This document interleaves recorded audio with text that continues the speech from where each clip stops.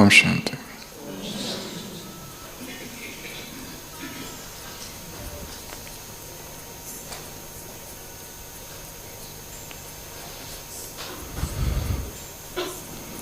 जीवन परिस्थितियों और घटनाओं का एक महान सागर है, जिसमें प्रतिपल नई नई बातें,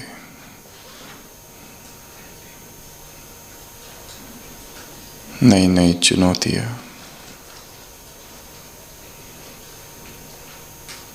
जो कभी अनुभव न की, न कभी देखी,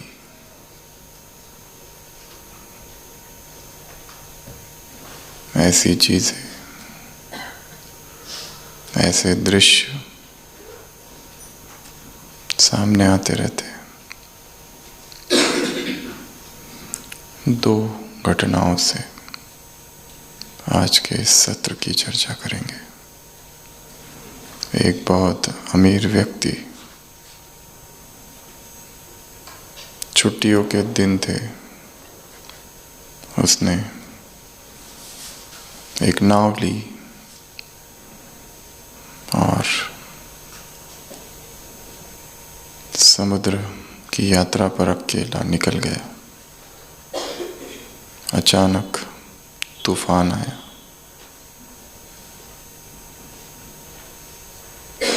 नाव उलट गई। समुद्र के बीचों बीच था। उसके पास लाइफ जैकेट था।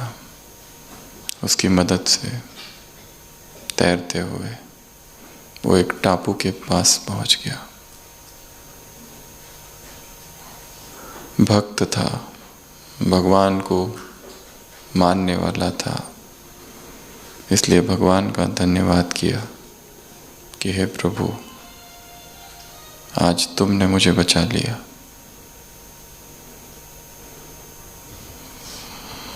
वो सुनसान और वीरान टापू था। सब जगह उसने ढूंढा, पर उस टापू पर दूर दूर तक ना कोई मनुष्य, ना कोई पशु, केवल वृक्ष थे, फल थे। वो वहीं रहने लगा, ढूंढने लगा, कोई मिल जाए, इंतज़ार करने लगा, समुद्र से कोई आ जाए उसे बचाने, पर कोई नहीं आया। अकेला ही वो उस टापू पर भटकता, घूमता, फल पत्तियां खाता रहने लगा। उसके सब्र का बांध टूटने लगा। दिन हफ्ते बन गए, हफ्ते महीने। भगवान पर विश्वास था, आस थी कोई आएगा, मदद कहीं से, पर मदद कभी आई नहीं। आस्था टूटने लगी। नकारात्मक विचार मन में आने लगे। अकेला कितने दिनों से, महीनों से। फिर उसने सोचा, कब तक इस तरह बाहर ही रहूंगा, क्यों ना एक झोपड़ी बना लूं। और उसने एक झोपड़ी बनाई उस टापू पर। बहुत मेहनत की और एक सुंदर सी झोपड़ी बनाई, और सोचने लगा, कम से कम अब तो बाहर नहीं सोऊंगा, कम से कम झोपड़ी में सोऊंगा। शाम हुई, रात हुई, और अचानक मौसम बदला। वो झोपड़ी के अंदर सोने जा ही रहा था कि एक बिजली ऊपर से गिरी झोपड़ी पर, और झोपड़ी को आग लग गई। और वो बाहर निकला और जोर से चिल्लाया, हे निष्ठुर परमात्मा, तुम दयालु नहीं राक्षस हो। निर्दयता के सागर हो, कब मुझ पर दया करोगे? विपत्तियों का पहाड़ टूट पड़ा है और उस बीच एक झोपड़ी बनाई, वो भी तुमसे देखी नहीं गई। और जमीन पर गिर पड़ा और रोने लगा। तभी तो व्यक्ति भाग कर आए और उन्होंने कहा, हमने देखा कि इस सुनसान और वीरान टापू पर आग लगी है, जरूर कोई व्यक्ति होगा। अच्छा किया आपने अपनी झोपड़ी को आग लगा दी, नहीं तो हम यहाँ से आगे गुजर जाते। तब उस व्यक्ति की आंखों से आंसू बहने लगे। फिर से गिरा, आसमान की तरफ देखा और कहने लगा कि हे प्रभु, मैं तेरी लीला को नहीं जान पाया। जीवन में परिस्थितियां आएगी, समस्याएं आएगी, चुनौतियां आएगी, मुश्किलें आएगी, परंतु हर मुश्किल, हर चुनौती अपने साथ एक उत्तर लेकर आती है, एक अनुभव लेकर आती है। हर विघ्न से गुजरने के बाद हम वो नहीं रहते जो विघ्नों से पहले थे, हम आगे बढ़ जाते हैं। आज की मुरली में 6 बातें बताई है। अगर कोई परिस्थिति आ गई तो क्या करो? उसमें से एक पॉइंट है ड्रामा, वरदान से। 3 स्मृतियां। 3 स्मृतियों का क्या? तिलक, एक स्वयं को, एक बाप को और एक इस ड्रामा को। ड्रामा न्यायकारी है, ड्रामा कल्याणकारी है, ड्रामा विविधतापूर्ण है, ड्रामा सत्य है, ड्रामा भगवान को पसंद है। तो तुम्हें भी पसंद होना चाहिए। यहाँ जो हो रहा है उसका संबंध कई जन्मों से है और कभी कभी अकारण विघ्न आते हैं। ऐसी आत्माओं के जीवन में जो निष्पाप है, जिन्होंने कभी किसी को कोई दुख नहीं दिया, उनके सामने भी अकारण विघ्न आते हैं। तो ये ड्रामा रहस्यमयी है। ड्रामा के कुछ राज अंत तक राज ही रहना, ये ड्रामा की शोभा है। तुम्हें अपने सभी प्रश्नों के उत्तर नहीं मिलेंगे। न मिलना ये परमात्मा वरदान है। रहस्य बना रहना चाहिए।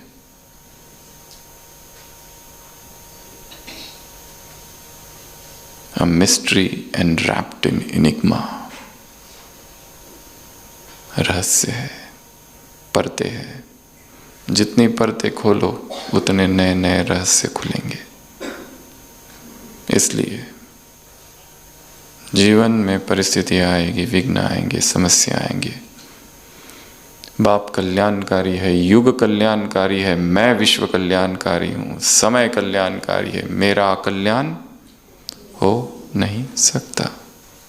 जो कुछ हुआ या हो रहा है उसमें ही कल्याण छिपा है। दूसरों के विरोध में भी कल्याण है, ग्लानि में भी कल्याण है, अपमान में भी कल्याण है, दुख देने की प्रक्रिया में भी कल्याण छिपा है। तो 6 बातों में से 6वीं बात कौन सी है? ड्रामा। ये पहली घटना। महात्मा बुद्ध के जीवन में दिखाया है। महात्मा बुद्ध बैठे, हजारों की सभा है, भिक्षुओं की, प्रवचन दे रहे हैं। अचानक एक व्यक्ति आता है और उनके मुंह पर थूकता है। कहता कुछ नहीं है, क्रोध में है। जब इमोशंस के एक्सट्रीम में व्यक्ति रहता है तो शब्द गौन हो जाते हैं, मौन हो जाते हैं। अत्यंत प्रेम में है तब भी नहीं बोलता, हाथ मिला लेगा या गले लगा लेगा, शब्दों का काम नहीं।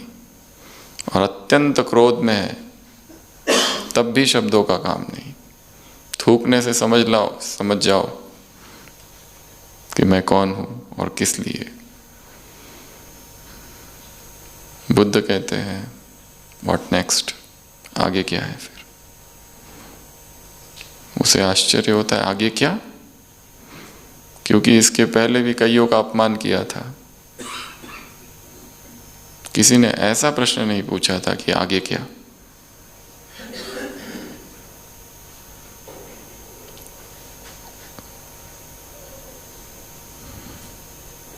परंतु जो अनन्य शिष्य बैठे हैं, आनंद बैठा है और वो बाकी बैठे हैं सारे, महाकश्यप,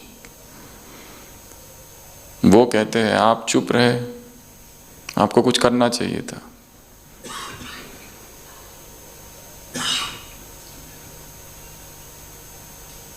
वो व्यक्ति तो चला गया, परंतु बुद्ध कहते हैं मुझे उनके खिलाफ नहीं, तुम्हारे खिलाफ कुछ करना चाहिए, क्योंकि वो तो मुझे जानता नहीं है, तुम तो मुझे जानते हो। उसने मेरा अपमान किया, क्यों किया? उसने जरूर कहीं से कुछ सुना होगा, मैं ऐसा हूं, मैं वैसा हूं, मैंने ये किया, मैंने वो किया, लोगों को भड़काता हूं, वेद शास्त्र सबसे दूर ले जाता हूं, धर्म परिवर्तन कराता हूं, वगैरह वगैरह। उसने कहीं से सुना है। उसकी जो मान्यता है, उसकी जो विचारधारा है, उसने मुझ पर नहीं, अपनी उस विचारधारा पर थूका है शायद। उसने जरूर कहीं से तो सुना होगा। उसने जो किया उसे कहा जाता है रिएक्शन। उसका जो भी है, पर तुम जो कर रहे हो वो रिएक्शन है। एक है रिस्पॉन्स, एक है रिएक्शन, दो शब्द है।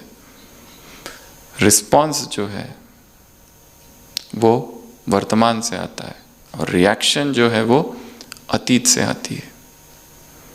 बुद्ध कहता है कि तुम मुझे जानते हो, फिर भी तुम रिएक्ट कर रहे हो, ये तुम लोगों का ज्ञान है, उसका नहीं। और मैं नदी की तरह हूं। जलती हुई मशाल यदि कोई नदी में फेंक दे, कब तक जलती है वो? जब तक नदी को स्पर्श न कर ले। जैसे ही नदी को स्पर्श करती है, उसका जलना बंद। I am that river. उसको जो करना है वो करे, जो फेंकना है फेंके, गालियां देनी है देने दो, पर हम कौन है? शीतल झरना, शीतल नदी।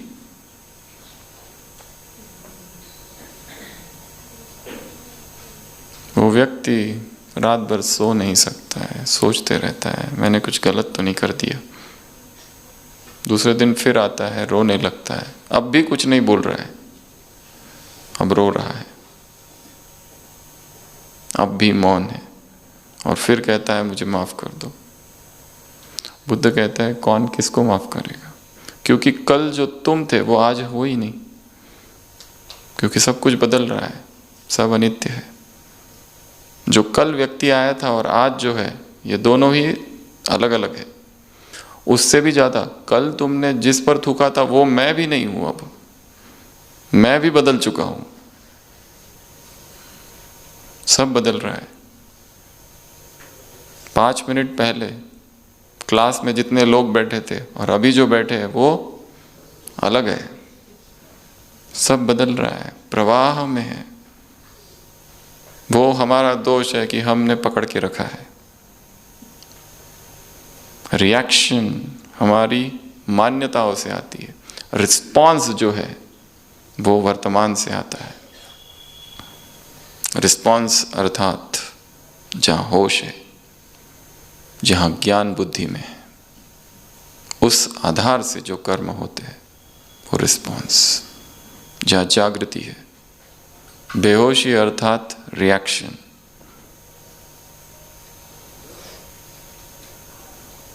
वेस्टर्न फिलोसोफर एडिंगटन कहता है, you cannot step into the same river twice.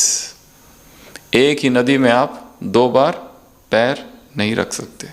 कैसे?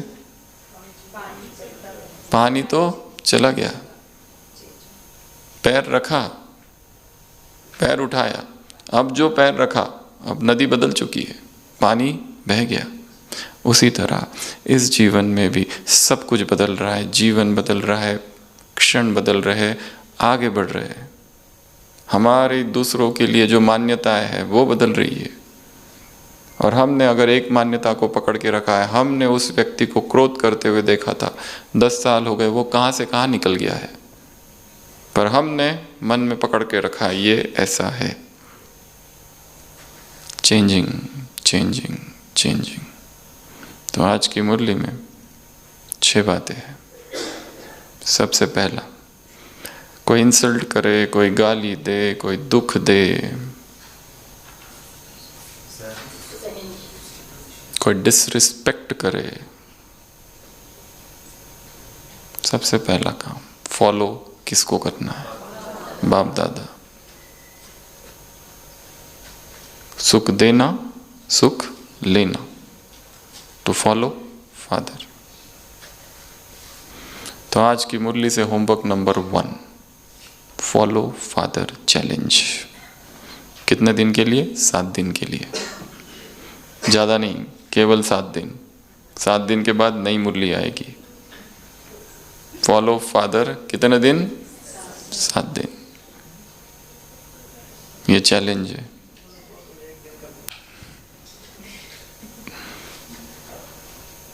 छोटे छोटे चैलेंजेस, छोटी छोटी जीत अर्जित करनी है, छोटे छोटे अशरीरीपन के क्षण इकट्ठा करने हैं। कर्मातीत संपूर्ण ये अचीवमेंट नहीं है। कर्मातीत स्थिति यात्रा का नाम है। कोई एक गंतव्य नहीं है कि अब बन गए, अब हो गया, संपूर्णता प्राप्त हो गई। It's a journey.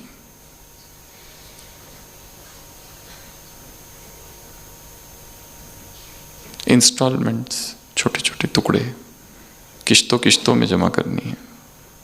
अतीन्द्रिय सुख के छोटे छोटे क्षण जमा करने हैं।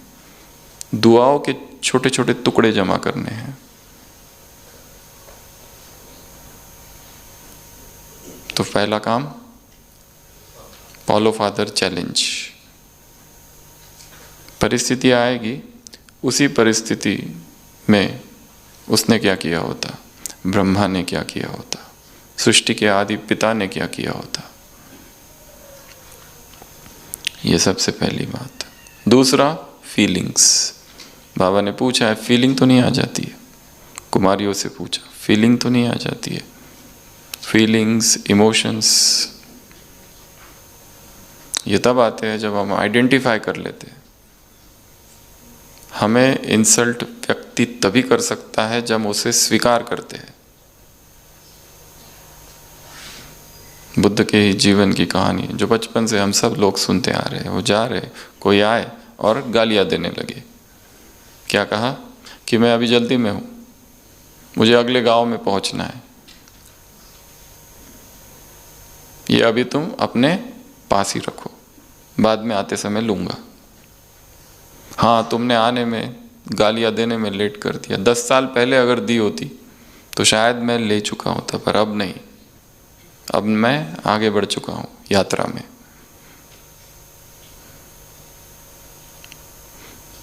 तो दूसरा, ये जो फीलिंग्स है, दुख होना, ये तब होगा जब हम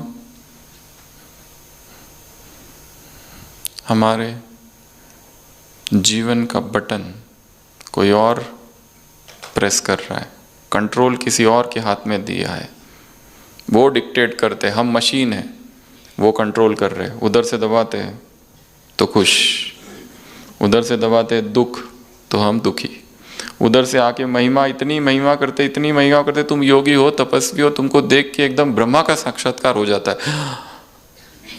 और क्या का किसका किसका होता है। कितने दिन रुकने वाले हो मधुबन? ये सबके सामने जरूर बताना, बड़ी सभा में, बीच में बताना, शुरुआत में नहीं, तब तक लोग आते नहीं है, और लास्ट में भी नहीं, तब तक चले जाते, बीच में।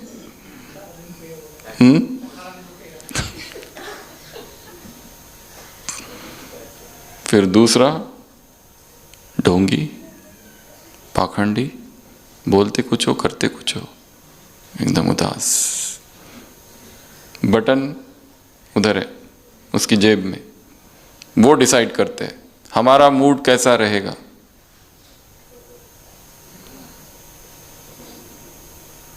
पूरी रात भर बैठकर रंगोली निकाली, सुबह सुबह आके कहते वाह, ऐसी आज तक नहीं देखी, प्लानिंग कर लिया, अगली बार से तो और अच्छी निकालेंगे। इस बार तो लेट चालू किया था रात को 12 बजे, अगली बार 8 बजे चालू कर देंगे, 12 घंटा। फिर दूसरा आता है, कौन है ये, किस सेंटर से हो, सीखा नहीं क्या? पूरी खुशी खत्म। ये झंझट में ही नहीं पड़ना है, ये वाली सेवा, वो जो चल रही है वही ठीक है। ये फालतू चीजें तुरंत डिसीजन। हम क्या है ये कौन डिसाइड कर रहा है? दूसरे, दूसरों के विचार, दूसरों के ओपिनियन, दूसरों के कमेंट्स। वेयर एम आई, मैं कहाँ हूं?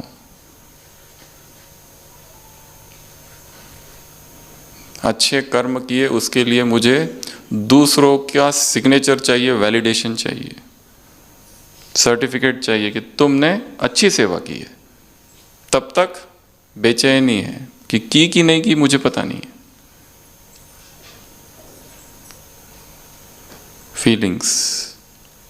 फीलिंग्स आइडेंटिफिकेशन से आती है। अपने आप का जो ईगो है, वो ईगो हर्ट होता है, वो ईगो फूलता है। ये दो चीजें डिफाइन करती है उसको। तो दूसरी बात फीलिंग्स। तीसरा क्या कहा मुरली में? 6 बातें। गार्बेज क्या है ये? किचड़ा। लेते क्यों हो? अपमान कर रहा है, इंसल्ट कर रहा है, डिसरिस्पेक्ट कर रहा है, गालियां दे रहा है, दुख दे रहा है, जो भी कर रहा है, ये सब किस तरह की भावना है? नेगेटिव है।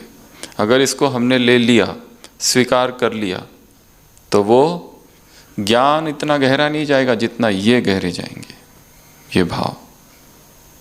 क्योंकि ईगो को जो, मैं को जो चोट करता है, वो सीधा भीतर को पहुंचता है,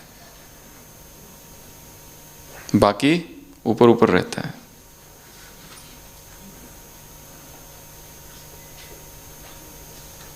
जहां शॉक लगता है वो गहराई में जाता है। आदत बनने को कितना समय लगता है? 21 दिन लगते हैं, 7 दिन लगते हैं, 90 दिन लगते हैं, 1 साल लगता है। सब आंसर झूठे। यहाँ पे ये लाइव है, इसको हाथ लगाया और करंट लग गया। अगली बार न लगाने की आदत को कितना टाइम लगा? 1 सेकेंड।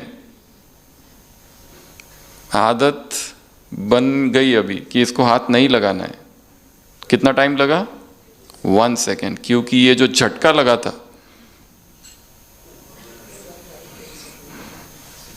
अमृत वेला उठ रहे, कभी उठ रहे, कभी नहीं उठ रहे, कभी कर रहे, कभी नहीं कर रहे, नींद में आधे, अभी तक आदत नहीं। और झटका कहां लगा?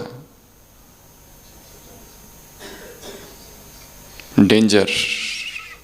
वो झटका जब लगेगा ना, तभी आदत उस इंटेंसिटी वाली बनेगी, नहीं तो ढीला ढाला ढीला ढाला। कुमारों से बाबा ने मुलाकात की, कुमारियों से मुलाकात की, एक व्रता, प्रतिज्ञा, आदत। तो क्या चाहिए? शॉक। कोई इंसल्ट कर दे, उसके प्रति मन में भय बैठ जाता है। कितना टाइम लगा भय बैठने को? 1 सेकेंड। पर जो तारीफ कर रहे हैं उसके प्रति इतना नहीं होता है, क्योंकि वहां शॉक नहीं है। तारीफ की और चले गए, कोई ज्यादा मन में नहीं रहता है। पर इंसल्ट डीप, क्योंकि उसमें शॉक है। तो सबसे पहली बात बताई, बाप दादा को फॉलो करो। दूसरा, फीलिंग से ऊपर। ऐसा नहीं कि फीलिंग को नष्ट कर देना है, फीलिंग को खत्म करना है, फीलिंग को दबा देना है। अपने फीलिंग्स को प्रशिक्षित करना है। Education, emotional intelligence. अपने फीलिंग्स को स्वीकार करना है बिना जजमेंट के। दुख हुआ, सबको ही दुख होता है। ऐसा नहीं है कोई संसार में जिसको दुख नहीं होता है। कोई अपमान करे और दुख ना हो, सभी मनुष्य हैं। फीलिंग्स है, फीलिंग्स के पुतले हैं, उसको स्वीकार करो और उसके आगे बढ़ो। मार्ग 2 है, फीलिंग्स, दुख, दिल शिकस्त, दुख में डूब जाना। दूसरा, उससे सीखना और आगे बढ़ जाना। तीसरा बताया, किचड़ा स्वीकार नहीं करना है। चौथी बात, मुरली से क्या है? सहनशीलता की देवी हूं, सहनशीलता का देव हूं। ये भी एक अभ्यास है।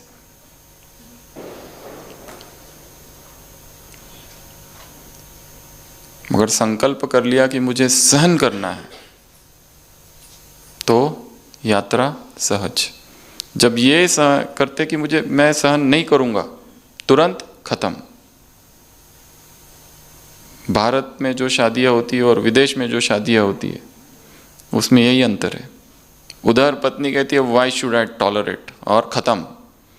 भारतीय नारी कहती है कि अभी यही सत्य है, यही पति परमेश्वर है, और पूरा जीवन निकल जाता है। जो भी है, जैसा भी है।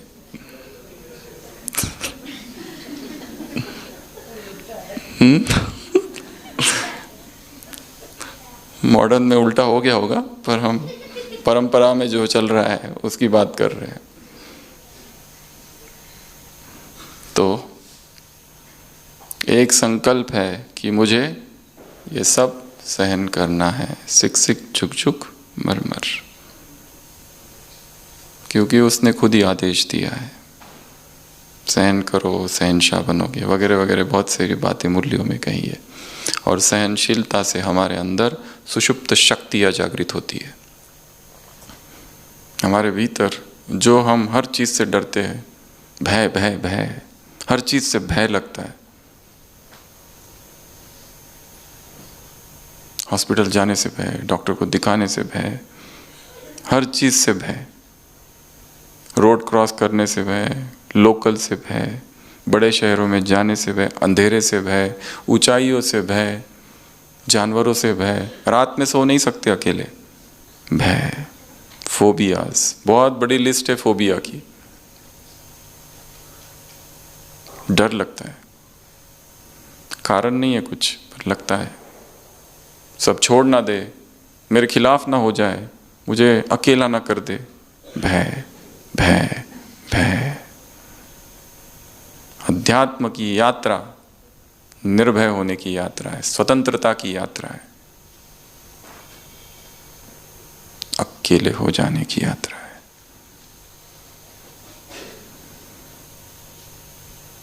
सहनशीलता की देवी हूं। इंग्लिश में अलग अलग शब्द है। एक शब्द है सहन करना, टॉलरेंस, उसके ऊपर होता है एंड्योरेंस, उसके ऊपर होता है फोरबेयरेंस, स्पार्टन सिंप्लिसिटी, तितिक्षा। बहुत कठिन से कठिन परिस्थितियों को सहना बिना रोए, बिना दुख दर्शाए, क्योंकि प्रैक्टिस हो गई है। छोटी मोटी चीजें दुख नहीं देती है। जो जितना नाजुक उसके लिए अध्यात्म उतना कठिन। यहां तो बहुत सारे वार सहने हैं, कदम कदम पर कांटे ही कांटे हैं। और कांटे लेकर कौन खड़े हैं? ब्राह्मण। सबसे हिसाब है, कहीं ना कहीं से चुभेगा जरूर।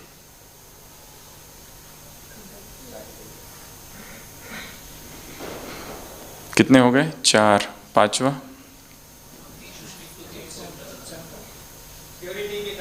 प्यूरिटी। अनादिकाल, आदिकाल, मध्यकाल, संगम काल। 4 बातें ऐड कर दो, भविष्य काल। तुम्हारे चारों ही स्वरूप क्या है? पवित्र है। याद करो, ये तुमसे कोई छीन नहीं सकता। मुरली में क्या है? ये तुमसे कोई छीन नहीं, चाहे कोई क्या भी करे। इन्वर्टेड कॉमा आज की मुरली, चाहे कोई क्या भी करे, ये पवित्रता की रॉयल्टी, पवित्रता की पर्सनैलिटी तुमसे कोई छीन नहीं सकता। जब परमधाम में हो तो विशेष हो, चमक, झलक, फलक सब विशेष। सतयुग में हो विशेष, मध्यकाल में हो विधिपूर्वक पूजा, झलक, फलक सब विशेष, चित्र विशेष। संगम पर प्यूरिटी की पर्सनैलिटी हो, प्यूरिटी की रॉयल्टी सब विशेष। इसको याद करो। धर्मनेता, राजनेता, अभिनेता, या अभिनेता को भी देखो कितने अचल रोल रहते हैं, कितना कुछ कुछ लिख के आते हैं उनका खिलाफ, बुरी तरह से कमेंट्स करते हैं। तारीफ होती है तो बहुत ज़्यादा, परंतु गिराते भी है बहुत उतने ही बुरी तरह से। वो दुखी होते हैं क्या? एक फ्लॉप हो गया, अभी नई की तैयारी चालू कर देते हैं। नेता भी, प्राइम मिनिस्टर दुखी होता है कि मेरे खिलाफ ऐसा क्यों लिखा ये लोगों ने। जाओ, मैं अभी बात नहीं करूंगा, एक दिन मेरा मौन है, कमरे में बंद। फीलिंग देवी, छुई मुई, टच मी नॉट, उदास। मुझे ये कहा, झाड़ू लगाने को कहा, तुमको पता नहीं मैं कौन हूं। जब पता चलेगा ना तो पश्चाताप करोगे। पर मैं तुमको माफ भी करूंगा। अपने ही मन में सारा खेल रचाते हैं, उसका उससे कोई लेना देना नहीं। प्यूरिटी। और लास्ट पॉइंट ड्रामा। कितनी बातें हो गई? 6। पहला बताया फॉलो फादर, दूसरा बताया फीलिंग्स, तीसरा बताया किचड़ा लेना ही नहीं है, जिसको जो करना है कहो। एक फिलोसोफर है जेन पॉल सात्र, वो कहता है द अदर इज हेल। वो किसी और अर्थों में कह रहा है, बट एक वाक्य है द अदर इज हेल।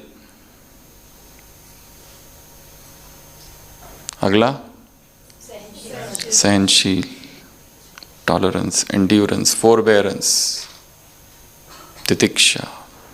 अपनी शक्तियों को जगाना है। मैं सहन कर सकता हूँ, क्या क्या सहन कर सकता हूँ, परिस्थितियाँ, वेदर, मौसम, बहुत बारिश, बहुत धूप, गर्मी, रहने की सुविधाएं नहीं है, असुविधाओं को सहन करना।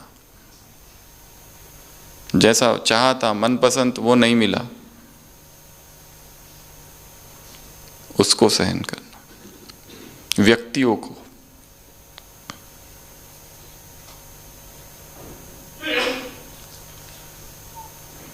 एक पति है, पत्नी है, सो रहे, पति खर्राटे लेता है जोर जोर से, जोर जोर से। पत्नी से कहता है कि तुम्हें डिस्टर्ब नहीं होता?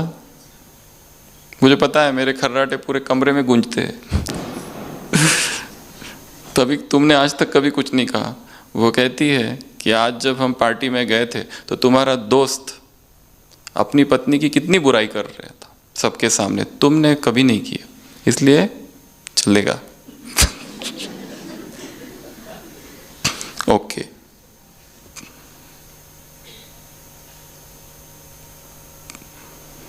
मुरली की शुरुआत।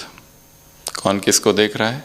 प्यार के सागर स्नेही बच्चों को, स्नेह के सागर स्नेही बच्चों को देख रहा है। स्नेह का सागर बच्चे स्नेही है। डोर कैसी है? सूक्ष्म है। डोर कैसी है? रूहानी है। डोर कैसी है? अविनाशी है। इस डोर से तुमने खींच के बाप को लाया है। और बाबा किसको देख रहे हैं? जो है सामने उनको। और डबल विदेशियों के बीच में एक लाइन कही है, जो यहाँ है नहीं बाप उसको याद कर रहे हैं। जो दिख रहे हैं और जो नहीं दिख रहे उनको बाप देख रहे हैं। देख कर क्या? हर्षित हो रहे हैं। और ये जो 4 बातें बताई, इसका क्या करो? आईने में देखो। तो आज की मुरली से होमवर्क नंबर 2, मिरर में देखना है 1 हफ्ता, अपने थॉट्स और इमोशंस के मिरर में, अपने विचार और भावनाओं के मिरर में देखना है प्यूरिटी कैसी है। बाबा ने कहा दर्पण में देखो, ये काम करो।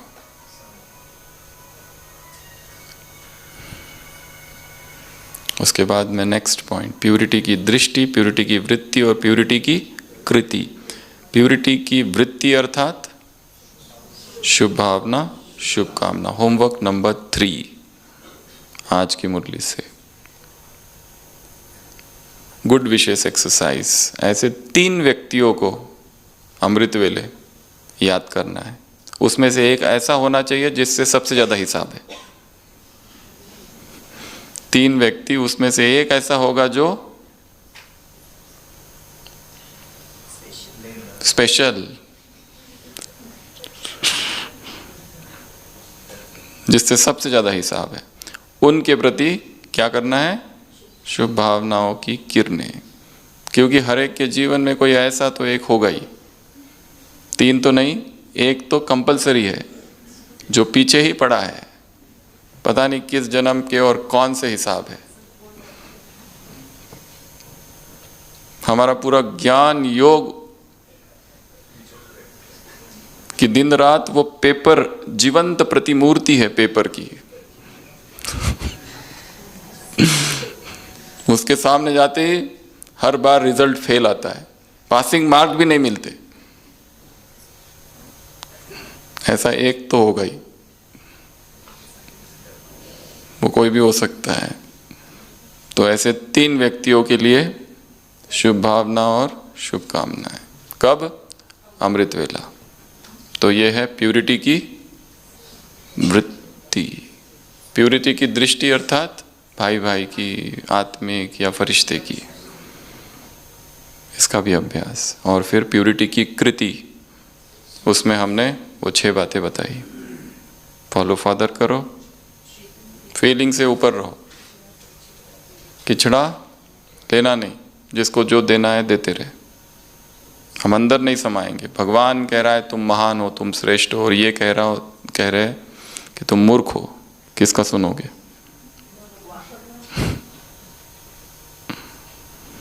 अगला सहन करना, अगला प्यूरिटी, और अगला ड्रामा। तो ये थी दृष्टि, वृत्ति और कृति। कुमारों से मुलाकात। क्या कहा? प्रतिज्ञा। अपनी प्रतिज्ञा को नहीं भूलना। जब तक ब्राह्मण जीवन है तब तक प्यूरिटी में चलना है। कुमारियों से मुलाकात। क्या कहा? एक व्रता। और जो कुमारियां अभी है वो टीचर्स बन जाएगी, आगे कहा सेंटर्स संभालेगी। मुरली कब की है? 2002 की। जो उस समय कुमारियां थी और अब सेंटर संभाल रही है, उनको बहुत खुशी हुई होगी ये मुरली पढ़कर। जो उस समय डायमंड हॉल में बाबा के सामने बैठी है। तो कुमारों से मिल रहे हैं, कुमारियों से मिल रहे हैं, गृहस्थियों से मिल रहे हैं, युगलों से मिल रहे हैं। बाबा कहते हैं मैं भी युगल मूर्त हूं। कुमारियों को कहते हैं, कुमारियों का मैं कौन हूं? गोपियों का गोपी वल्लभ हूं। कुमारों से कहते हैं जैसे तुम कुमार है मैं भी कुमार हूं। शिव बाबा कुमार है कि नहीं? कोई है क्या ऊपर उसके साथ? कुमार BK शिव बाबा।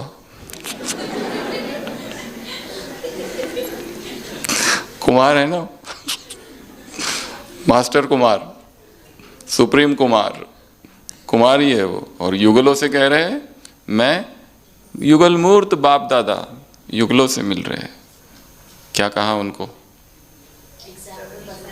एग्जाम्पल बनो, सैंपल बनो विश्व के शोपीस, शोकेस में। और तुम्हारे चरणों में कौन झुकेगा?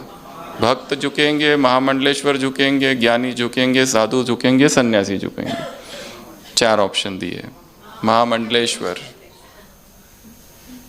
जो असंभव समझते हैं, साथ नहीं रह सकते, वो करके दिखाओ।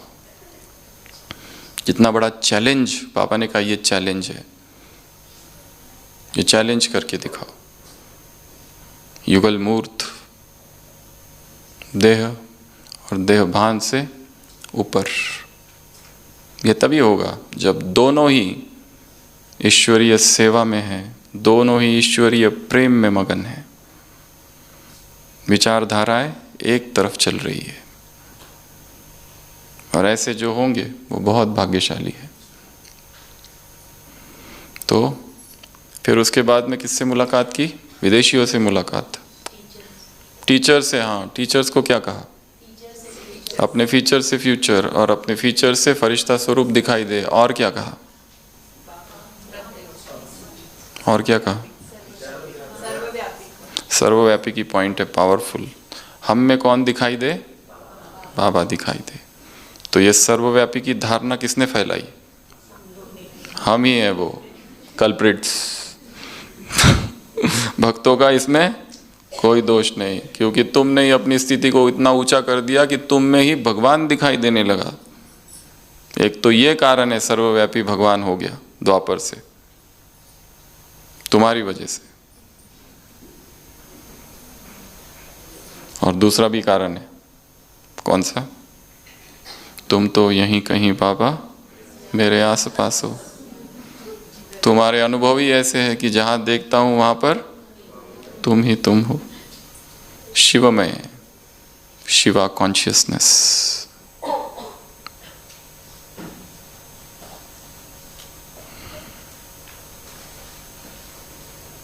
तो टीचर से मुलाकात, उसके बाद में विदेशियों से मुलाकात। क्या कहा? स्पेशल क्या? स्पेशल क्या? स्पेशल प्यार। और क्या कहा? टीचर्स के लिए और एक बात कही है। शुरुआत में एक लाइन है, क्या है? टीचर के बिना गति नहीं है। पावरफुल है ना? टीचर के बिना गति नहीं है।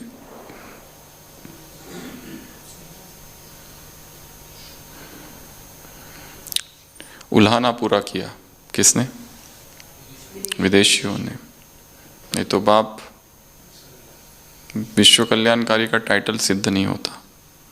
तो ये विदेशियों ने किया। और क्या कहा?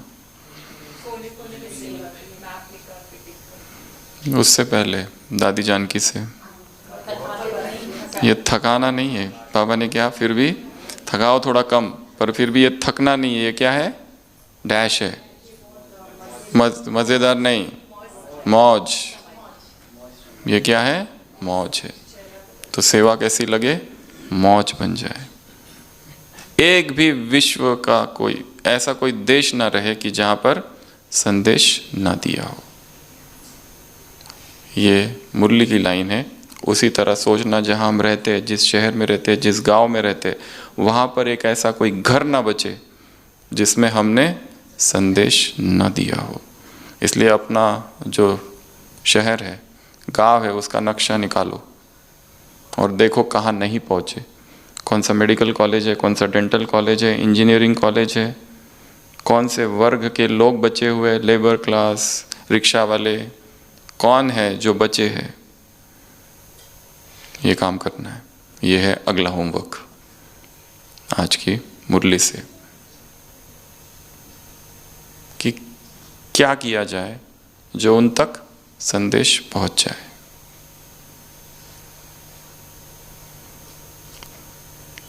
तो ये एक काम। और एक काम है इस मुरली से।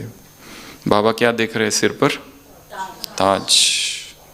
तो एक ताज बनाना है। कौन सा ताज? प्योरिटी का ताज। जिन्होंने आज तक कभी बनाया नहीं वो बना सकते हैं। प्रॉपर ताज बना के पहन लेना है और अपनी फ़ोटो भी निकाल के रखना है। ये एक होमवर्क। और एक होमवर्क है इस मुरली से, प्योरिटी का सिंबल, प्योरिटी का एक चिन्ह अपने पास रखो। क्या क्या चिन्ह है प्योरिटी के? बहुत सारे चिन्ह हैं, वो नहीं, स्थूल चिन्ह संसार में जो माने जाते हैं, लोटस, और वो चिन्ह अपने पास रखो। जब भी मन में विकार आक्रमण करे उस चिन्ह को निकालो और उसको देखो। वो शंख हो सकता है एक, और क्या क्या, कड़ा, दो, तीसरा, चलो होमवर्क 21 चिन्ह प्योरिटी के। संसार में बहुत सारी चीज़ों के लिए प्योरिटी के चिन्ह हैं, जैसे कबूतर प्योरिटी का चिन्ह, जैसे मोर प्योरिटी का चिन्ह, जैसे स्वस्तिक प्योरिटी का चिन्ह, जैसे ओम प्योरिटी का चिन्ह, जैसे हंस प्योरिटी का चिन्ह, जैसे जनेऊ प्योरिटी का चिन्ह, जैसे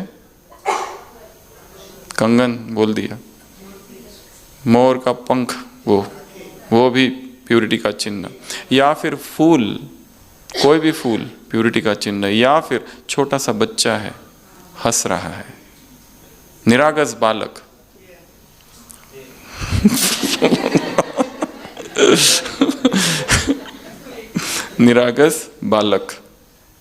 निरागस बालक होते हैं ना जो पालना में है, उसमें कोई ये नन्हा सा शिशु या नहीं जानता इसे कितनी लंबी यात्रा करनी है, या नन्हा सा शिशु या नहीं जानता आगे का रास्ता समतल होगा या उबड़ खाबड़ होगा, ये नन्हा सा शिशु इसे ये भी नहीं पता, उस ग्वाले से भी इसे कोई लेना देना नहीं जिसने आज ही दूध कम तोला था। ये नन्हा सा शिशु, इसके चेहरे पर वैसी ही निर्विकारिता जो बुद्ध ने कभी अपने जीवन की साधना के बाद पाई थी।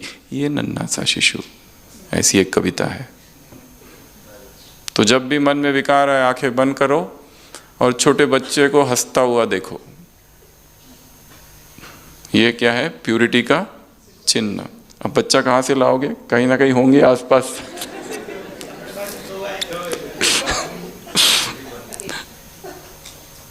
जितने छोटे हो उतने अच्छे, क्योंकि बच्चों में इनोसेंस होता है। एक धार्मिक पिता होते हैं और वो अपने दोनों बच्चों को चर्च ले जाते हैं और कहते हैं कि मैं तुमको 2 चीज़ें देता हूँ, एक 100 रुपये की नोट और एक 1000 रुपये की नोट, ठीक है? आज तुम्हारी परीक्षा है, तुम क्या दान करते हो ये मैं देखूँगा। प्रवचन होता है पादरी का, चर्च में सारे बैठते हैं और जब उनका टर्न आता है बच्चों का तो दोनों 100 रुपये की नोट दे देते। पिता को बहुत दुख होता है कि मैंने सोचा था मेरे बेटे हैं, दिलदार है, 1000 की नोट देंगे, तुमने 100 की क्यों दी? कोई कारण? वो कहते हैं हाँ कारण तो है, और कारण ये है कि पादरी ने जो प्रवचन दिया था उसमें कहा था बी अ चीयरफुल डोनर, मतलब खुशी खुशी से दान। अगर हम 1000 की देते तो मुझे दुख होता, इसलिए I want to become cheerful donor. और चीयरफुल डोनर मैं तभी हूँगा जब 100 की नोट देता हूँ। तो बच्चे कैसे होते हैं? निर्विकार। छल कपट अभी चालू नहीं हुआ है, अभी चालू होगा, पर कहाँ से सीखते हैं? माँ बाप से, समाज से, सब तरफ से। वो तो बेचारा क्लीन स्लेट होता है, फिर समाज उस पर लिखना चालू करता है, तुम हिंदू हो, तुम मुस्लिम हो, तुम ये हो, तुम वो हो, तुम ऐसे हो, ऊंची जाति के हो, छोटी जाति के हो। उसका कुछ नहीं रहता है, वो तो ढल जाता है धीरे धीरे, फिर उसके स्वभाव संस्कार तैयार होते हैं। उसका क्या दोष अगर देखा जाए तो कितनी बड़ी सभा है, डायमंड हॉल में बैठी, एक तरफ कुमार बैठे, एक तरफ कुमारियाँ बैठी है, एक तरफ युगल बैठे हुए, एक तरफ डबल विदेशी बैठे, एक तरफ दादी बैठी है, दादियाँ बैठी है, एक तरफ टीचर्स, विदेश की विशेष बड़ी बहनें बैठी है, बड़े भाई बैठे हैं। सब इतनी बड़ी सभा के बीच ये मुरली चल रही है। और एक पॉइंट है आज की मुरली से, और एक homework, visualisation of sweet home. मुरली में आया ना, तुम कहाँ आए हो? स्वीट होम, और स्वीट होम है मधुबन।